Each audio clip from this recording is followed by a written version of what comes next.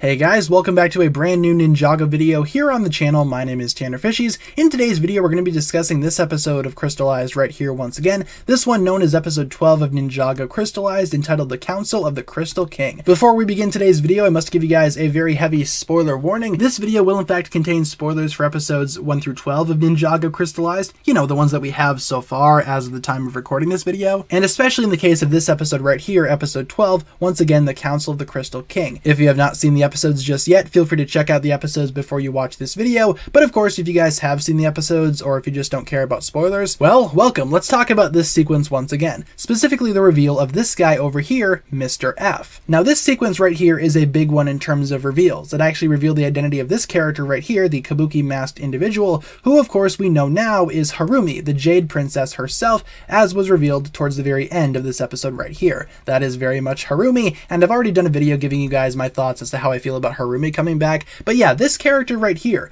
Mr. F, also made his grand debut in this season. But who exactly is Mr. F? Well, we didn't really get an official reveal in a previous episode. Mr. F just kind of showed up here, but according to Pythor, you know, the genius that Pythor is, Mr. F is actually just Mr. E, but the newer model according to Pythor, the newer rendition of Mr. E, and he looks very similar to Mr. E. Of course, with that motorcycle helmet, those evil little eyes showing through, and of course he is very robotic in nature, very similar to Mr. E from Sons of Garmadon. The only difference is Mr. E was destroyed, Mr. F is still very much alive. Now the big mystery, no pun intended, revolving around Mr. E's identity has always been who exactly he is. Is Mr. E just a random character, or in this case Mr. F, or is he someone else, someone that we already know? In today's video, I kind of want to talk about a theory of sorts that's actually been going around the Ninjago community revolving around Mr. F's identity and how it may have been revealed earlier in the season. Now Mr. F of course didn't really do much in this episode aside from just fight Lloyd for a little bit here alongside the rest of the Crystal King's council, but Mr. F is still a very intriguing character nonetheless. He appears to be super advanced in terms of weaponry and his design is pretty cool as well, but yeah, his identity still remains a mystery. Who exactly is he, and how was his identity revealed earlier in the season? Or maybe how might have his identity been revealed earlier in the season? To answer that question, we have to go back to episode 1 of Ninjago Crystalized, entitled Farewell the Sea, in which the ninja visit Jay at what appears to be Dr. Julian's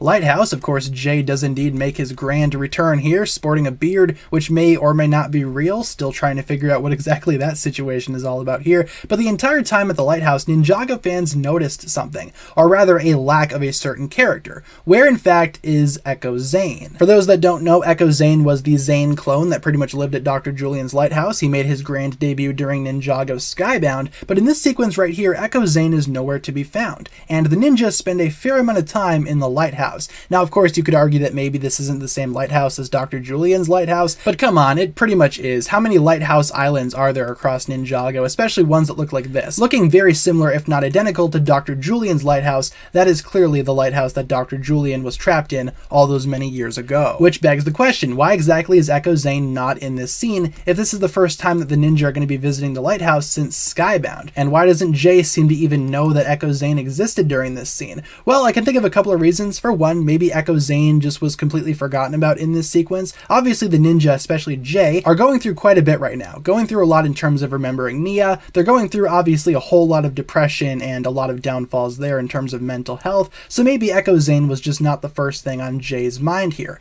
Maybe Echo Zane is still in the basement somewhere, awaiting for someone to come rescue him. He hears all these noises upstairs. What exactly can he do about it? Well, pretty much nothing. Either that, or Echo Zane was never in the lighthouse to begin with because the Crystal King was too busy making him into Mr. F. That's where the big theory comes into play here. For those that don't know, all the way back in the day during Sons of Garmadon, there was going to be a huge scene in which Mr. E was revealed to be Echo Zane, as confirmed by Brent Miller and several other people that work on the Ninjago TV series. This was going to happen at some point. As you can see here from these unfinished pieces of animation, Echo Zane was going to be revealed to be the true identity of Mr. E. This was going to happen at some point in time. But of course, because Sons of Garmadon had too much stuff going on, this idea was ultimately scrapped, and following the Oni trilogy, Echo Zane and Mr. E remained separate characters. So why is it possible that Echo Zane may be this guy right here, Mr. F? Well, for one thing, he's not Mr. E. That much has been made clear. Mr. E was destroyed, Mr. F is the new model, same packaging, but maybe different product, I guess you could say. And if the Crystal King needed some type of Ninjroid to work on, why wouldn't he go to the lighthouse and pick up Echo Zane? What exactly are the ninja doing with Echo Zane? Well, clearly nothing, because that's not the focus of this sequence right here. As such, the Crystal King could have easily swooped in, stolen Echo Zane, reprogrammed him into Mr. F,